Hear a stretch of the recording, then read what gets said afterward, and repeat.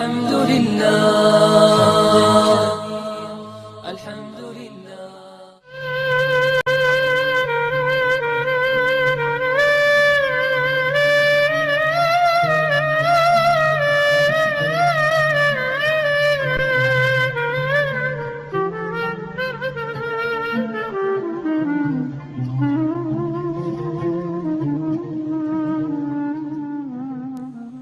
Assalamualaikum warahmatullahi wabarakatuh. Assalamualaikum warahmatullahi wabarakatuh. Buya, saya ingin bertanya. Saya telah kemarin membaca kitab fikih bahwa di dalam fikih menjelaskan untuk akikoh anak laki-laki jatahnya 2, kemudian perempuan 1. Yang saya ingin tanyakan, untuk laki-laki jatahnya 2, apakah dengan 2 itu kita bisa dicicil? Artinya misalnya ini tahun ini 1, tahun depannya 1 lagi. Kemudian untuk akikoh, di desa saya kadang-kadang orang mengatakan bahwa orang yang berkorban tidak akan diterima atau tidak boleh kecuali dengan melakukan akikoh dulu. Soalnya di desa saya Cipelem, Bulakamba, Brebes, rombongan dari Ibu Hajah Miftahul Janah itu mengatakan bahwa orang yang belum akikoh itu tidak boleh korban. Terima kasih. Wassalamualaikum warahmatullahi wabarakatuh. Waalaikumsalam warahmatullahi wabarakatuh. Bismillahirrahmanirrahim. Yang pertama, memang biasanya pertanyaan masalah akikah ini akan mulai ramai di saat masuk hari korban. Ini banyak permasalahan. Permasalahan adalah kesalahpahaman fikih. Kesalahpahaman fikih yang pertama adalah orang ngira korban, saya bicara korban dulu, ngira korban itu seumur hidup sekali. Ini nih kesalahpahaman fikihnya. Sehingga kalau ada Pak Haji diajak korban, oh saya sudah korban, kapan? 10 tahun yang lalu.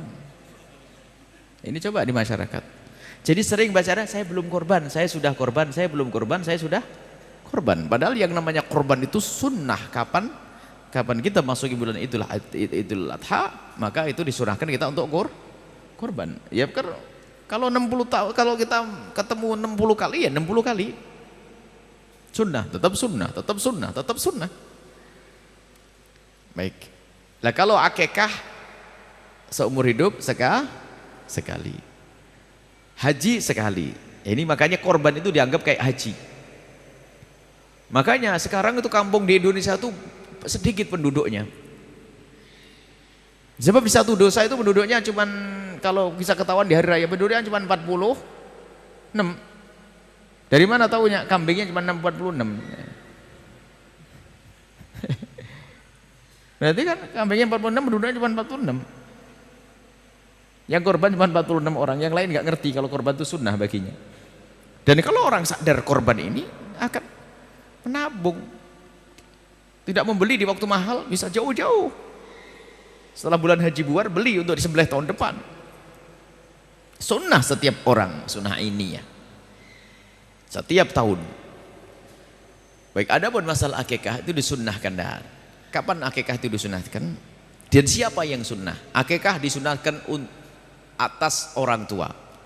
Jadi orang tua yang punya anak sunnah dia mengakikahi anaknya. Bukan saya ngakikahi abah saya, bukan saya ngakikahi.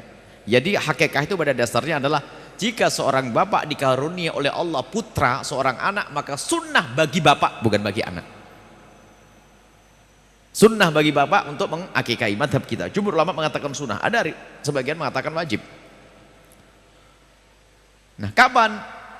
Ya kapan anak itu lahir, sunnah untuk diakikahi umumnya adalah di hari ke-7 sambil diberi nama. Dan tujuan akikah adalah juga untuk memberitahu orang-orang dan juga sedekah agar anaknya dijaga oleh Allah. Kemudian memberitahu, jangan sampai kaget, loh anak siapa begini kan gitu. Kalau hari ke-7 gak punya duit ya ditunggu hari ke-21. Ya gak punya ya kapan saja, tahun depan deh. Sampai kapan? Sampai anak itu balik, sudah haid bagi wanitanya, atau keluar mani di usia 9 tahun ke atas, atau seorang laki-laki sudah balik, sudah keluar mani, maka saat itu orang tua lepas, tidak dituntut dengan yang namanya korban akikah. Sudah berarti sudah kedaluarsa. Seperti sholat duha sunnah bagi ibu, kapan? Mulai dari terbit matahari sudah meninggi sampai matahari kencang di atas, sebelum itu. Setelah kelewat ya sudah kelewat. Berarti kesunahannya kelewat sudah. Kesunahannya kelewat. Karena apa? Anakku sudah balik, aku belum sempat ngakikahi dia. Sampai di situ batasnya. Selagi dia belum balik, maka orang tua sunnah untuk mengakikahi. Kemudian pertanyaannya tadi, laki-laki 2 dicicil, ya boleh sajalah. Dicicil boleh. Sekarang aduh punyanya kambing 1, sembelih 1, nanti ada lagi sembelih lagi yang 2, boleh, nggak ada masalah. Kemudian ada masalah hakikah lagi. Jika seandainya anak kita sudah terlanjur balik, belum sempat kita akikahi, apakah boleh dia mengakikahi untuk dirinya sendiri? Ya boleh. Paling tidak itu jatuh sedekah, akikahi. Misalnya apa? Saya belum, mungkin orang tuanya ngomong, nak, aku dulu malam larat fakir nak ya, jadi aku belum sempat ngakikahi kamu nak. Ya sudahlah. Kalau begitu ya, seorang bapak boleh memberikan kambing kepada anaknya, nak ini kambing, akikahlah untuk dirimu sendiri. Baik, ini boleh. Ataupun dia mencari kambing, saya belum akikah, agar dapatkan sunahan. Biarpun sebagian ulama mengatakan tidak jatuh akikah, tapi yang jelas dengan menyembelih kambing itu seperti sedekah, sudah dapat pahala. Jadi boleh mengakikah dirinya sendiri, tapi tidak dituntut lagi secara sunnah seperti waktu duha sudah kelewat begitu. Ini adalah masalah akikah, boleh dicicil urusan akikah. Adapun masalah akikah dengan korban, nah ini loh ada saja, masih berulang-ulang nih. Ini pertanyaan ini bukan hayalan, ada di masyarakat pertanyaan, mana ada didahulukan akikah atau korban? Akikah atau korban? Misalnya saya belum diakikahi, saya umur begini, umur tua begini, Tuhan, belum diakikahi misalnya. Datang bulan haji, mana yang didahulukan, korban atau akikah? Ini pasti pertanyaannya tidak pernah ngaji. Yang tugas ngakikahi saya itu siapa? Abah saya sudah selesai. Lah korban ya saya korban, ngapain saya ngurus akikah? Nah, ini kadang-kadang pikir ini, belum akikah. Yang tugas ngakikahi saya adalah ayahanda saya. Kecuali begini bunyinya, saya mendapatkan anak, alhamdulillah mendekati bulan haji punya anak. Misalnya tanggal 3 Dzulhijjah punya anak. 10 Dzulhijjah itu ini mana kurban atau akikah? Ini kan begitu loh. Akikah tugas siapa? Tugas saya. Kurban untuk saya juga saya. Mana begini? Nah, ini masuk akal pertanyaan ini. Mana yang lebih dahulukan? Ditanya dulu, ente bakal punya duit lagi enggak nanti kalau akikahnya diundur sedikit? Oh punya, ya sudah korban aja sekarang, nanti akikah biar banyak yang disembelih nanti. Sebab kalau dijadikan akikah nggak bisa korban. Tapi kalau akikah tinggal mundur beberapa hari saja, nggak susah sebetulnya. Yang menjadi masalah itu pertanyaan itu muncul karena orang menganggap korban itu seumur hidup sekali. Itu jadi korban, kalau ada orang belum diakikahi, korban adalah sunnah yang dikukuhkan. Adapun akikah bukan tugas saya, tugas abah saya. Kalau abah saya ternyata belum mengakikahi, ya karena tidak mampu. Memang itu dituntut, nggak ada. Kalau semua kullu mauludin marhunun bi akikatihi, semua bayi itu akan digadai dengan akikahnya. Kalau tidak diakikahi nggak bisa beri syafaat kepada bapaknya. Loh, bapaknya melarat, nggak punya duit. Masa Islam apa ajaran sekejam itu nih? Ini kan salah fahamnya santri yang ngantuk kerjaannya ngeliwet tok. Belajar yang jangan merepotkan orang sederhana sebenarnya permasalahannya. Tapi ini pertanyaan saya sering setiap masuk kalau begini pasti setelah hari Idul Adha itu coba ini tahun depan itu ada lagi pertanyaan karena beliau pasti ditanya lagi kalau ustadz-ustadz di kampung itu. Banyak ini terulang-ulang. Saya jadi akikah adalah sunnah yang dibebankan oleh Allah kepada orang tua untuk mensyukuri anaknya. Adapun korban adalah atas diri. Kalau saya punya anak, maka saya dan anak dan istri korban. Kalau 10, 12. Kalau ternyata punya satu, kalau punya satu saja, aduh nih satu keluarga cuma punya satu nih, lumayan satu. Seperti Nabi pernah dalam riwayat, Nabi menyembelih satu korban untuk keluarga, hadhi udhiyati wa ahli baiti, ini adalah korban untukku dan keluargaku. Istilahnya sunnah kifayah. Jadi kalau kita punya keluarga 10, hendaknya nyembelih 10. Kalau nggak bisa 10 ya 9, nggak bisa 9 8, nggak bisa 8 nggak bisa 1, mewakili keluarga semuanya. Mewakili keluarga semuanya. Pokoknya jangan sampai nggak nyembelih kambing.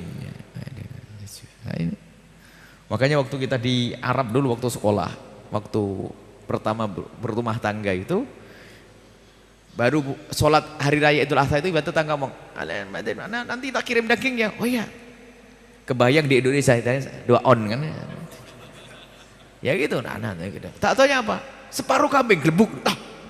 Oh begitu, rupanya setiap rumah itu pasti nyembelih kambing 1, 2 dan sebagainya, dikasih separuh kambing. Karena kita sudah berumah tangga, dikasih separuh kambing. Sebelahnya separuh kambing, bingung. Akhirnya buat maulidan sama anak-anak, sama temen lain. Jadi budaya ini, jadi namanya hari raya besar tuh membesar betul, makan besar, enak daging semuanya. Di Indonesia Masya Allah memang orangnya qanaah, jadi cukup 3 on, 4 on. Sudah begitu ada yang aneh-aneh lagi, dikalengin kasih tahun depan. Sudah sedikit kasih tahun depan, aneh lagi nih. Ikan lohan, ikan patin, karena zaman korban dikornetin. Kelamaan nih kayak di negeri yang kebanyakan korban saja ya. Kita ngingetkan, enggak usah pakai kornet-kornetan itu. Mau di kemana, mau di apa, mau dibawa kemana, ke Irian, kirimkan duitnya sama biaya untuk ngalengin sudah jadi. Biaya pengalengannya, korbannya tetap di sini, sebab di sini juga masih kok kurang. Paling banter 7 on ya, 7 on, 6 on, anaknya 10 dapat 1. Akhirnya jangan dikunyah anak biar awet. Walhasil sudahlah, ini fatwa aneh-aneh. Sudahlah, korban segera disampaikan, terlambat dari hari tasyrik haram bagi yang membaginya, zalim kepada. Makanya korban itu hendak dituntas pembagiannya kapan? Hari tasyrik yang ketiga. Jadi hari raya pertama, kemudian besoknya hari tasyrik 11, 12, 13. Dan korban itu sepanjang hari tasyrik masih bisa. Misalnya ibu hari raya Idul Adha nggak punya kambing, tak taunya hari raya Idul Adha mampir ke rumah bibi dikasih duit, boleh besok nyembelihnya. Beli ke pasar, beli.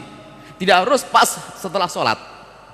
Ditunda sampai esok hari tasyrik yang pertama, hari tasyrik kedua, hari tasyrik ketiga masih boleh.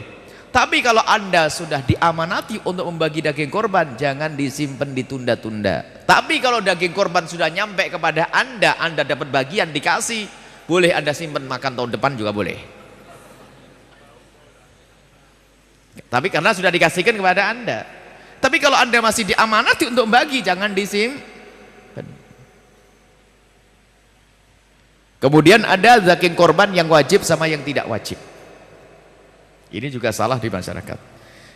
Kalau korbannya tidak nazar, korban itu sunnah semuanya pada dasarnya. Selagi tidak dijadikan nazar, nazar itu aku menjadikan daging ini untuk korban, dinadarkan untuk korban. Kalau sudah kambing itu dijadikan nazar untuk korban, maka yang punya tidak boleh makan. Tapi kalau korban sunnah, rata-rata sunnah, ya boleh makan. Ini ada lagi, nggak boleh makan, nyium baunya dong. Sehingga kalau sudah tradisi baik, semuanya punya sembelihan kambing, setiap rumah nyembelih kambing, nanti caranya membaginya begini. Saya nyembelih kambing dibagi 3. Korban sunnah tadi dibagi 3. 1/3 dibagikan pada fakir miskin. 1/3 untuk keluarga, jangan sampai keluarganya ngiler. 1/3 lagi dimasak untuk menyambut tamu, karena mungkin tamu datang. Setelah dibagi 3. Jadi boleh makan, jangan dikasih bulunya. Ada nggak boleh kata, Masya Allah. Kalau nazar iya nggak boleh. Ini adalah bab korban banyak nih, hukum-hukum korban tuh banyak ini. Kalau kita bicara korban, tapi tidak apa-apa, cukup sampai di sini dulu. Masih agak jauh, insya Allah kita akan bahas pada pertemuan selanjutnya, insya Allah. Baik, seperti itu.